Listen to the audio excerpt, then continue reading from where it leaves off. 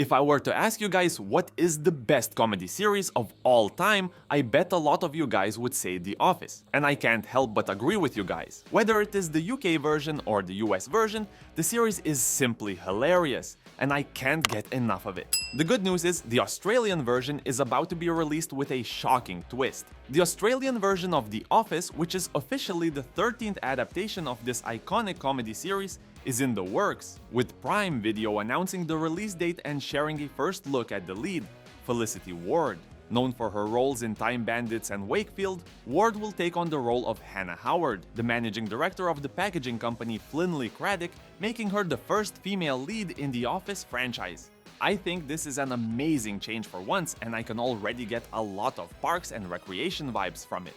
Love it! Are you also excited for the female lead in the Office franchise? Can't wait to hear your thoughts about it. Good news! All 8 episodes will be available globally on Prime Video starting October 18th. Joining Ward is a talented ensemble cast from Australia and New Zealand. However, this video would be an hour if I listed all of them.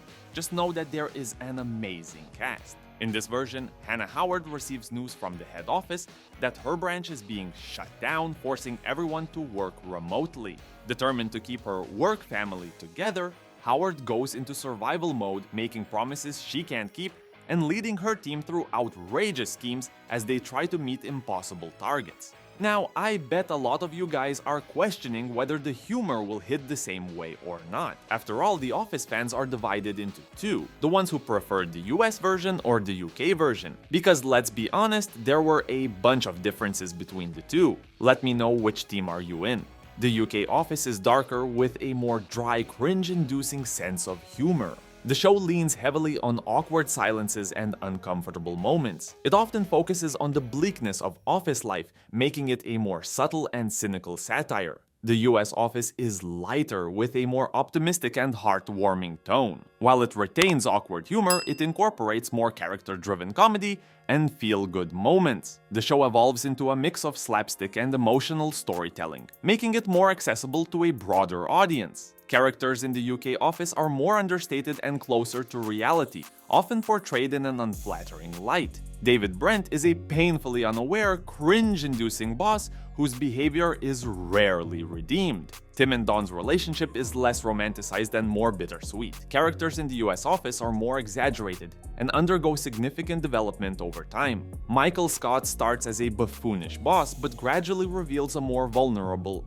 likable side. The relationship between Jim and Pam is a central feel-good storyline with a much happier resolution. The UK Office is steeped in British culture, with references and humor that are distinctly British. The show's pacing and style reflect British television traditions with a more minimalistic and understated approach. The US Office adapts the premise to American culture with references and humor that resonate with American audiences. The show also adopts a faster pace and includes more episodes per season, allowing for deeper character exploration and plot development. Even their formats were different. The UK Office is much shorter, with only 2 6-episode seasons and a 2-part Christmas special. The concise format gives it a more contained and focused narrative. The US Office ran for 9 seasons with 201 episodes, allowing for much more extensive character arcs and storylines. The longer run also led to more filler episodes and occasional dips in quality.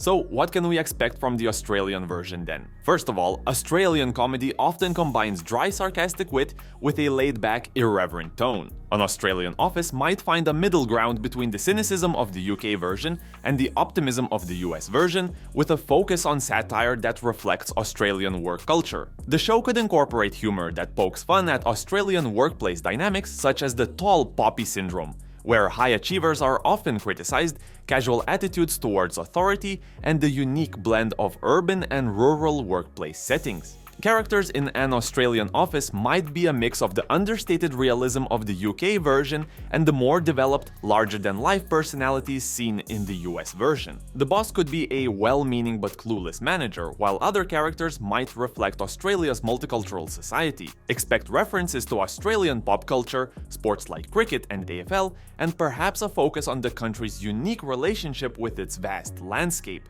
Jokes about the outback, regional accents, and workplace customs could be common. Like many Australian TV shows, it might adopt a shorter season format similar to the UK version, allowing for tight, focused storytelling. However, depending on its reception, it could expand into a longer series like the US version. In the end, it seems like we will get the best of UK and US versions in this brand new Australian version. Except for the Australian sports references, I'm definitely on board. Let me know if you are excited about the series. For more news on Office Australia and other Prime shows, stay tuned.